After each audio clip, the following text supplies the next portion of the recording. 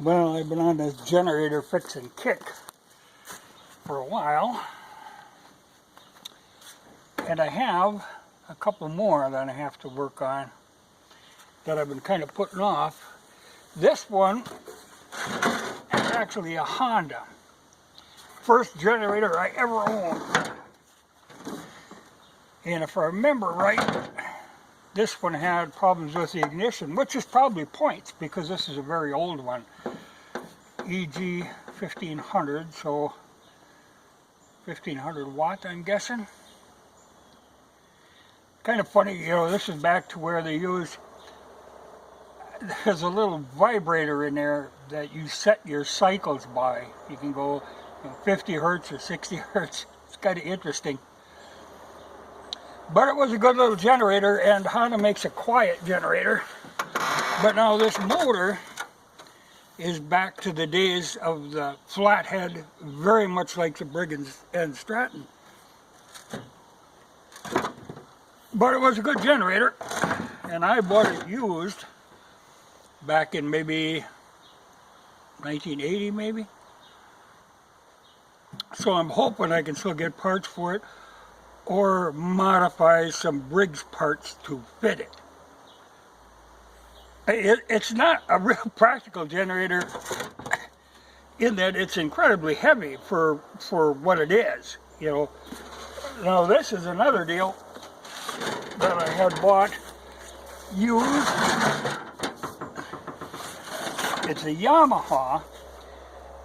It's 1,000 watt, but it's one of the inverter generators, which is great because, you know, if you aren't pulling a lot of power, they'll still kick out 120, but the motor will run real slow. You put a little more load on, you know, it increases the speed. Inverter generators are nice, but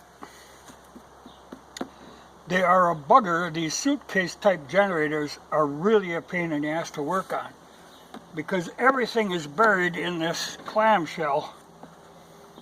And I know I looked at it one time, I can't remember, I don't remember exactly what was wrong with this one, but it's got one of these oddly shaped crankcase. You know, they're not your normal split type crankcase.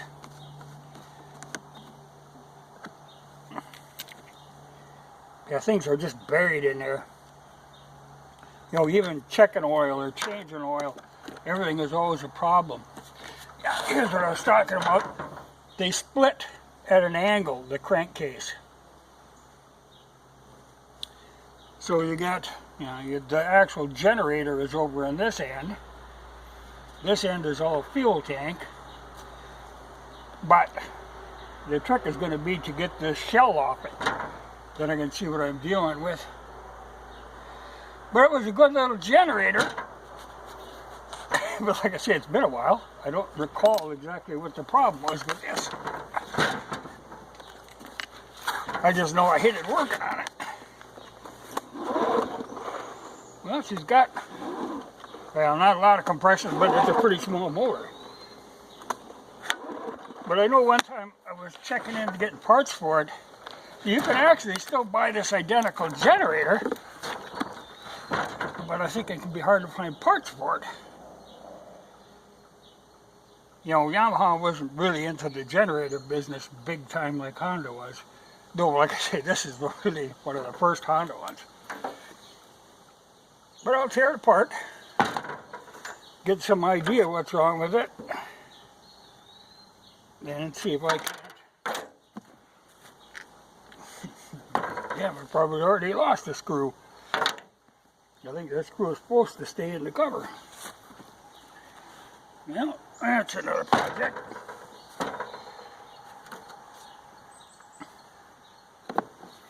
Well, can't went too far. But that's why I really didn't want to start on this until I was really ready to go at it completely, because you start tearing something like this apart and you can lose track of, well, actually even how the thing goes together.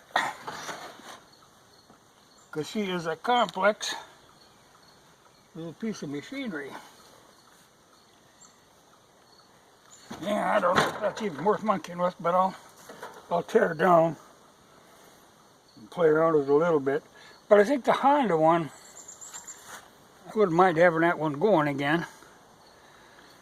But there's a case more of restoring than repairing. But I think that has got points in it, and I think that was my problem with that one, was the ignition. But now I gotta find that screw. Well, I can always make one do, but I just took it off. It couldn't have went far.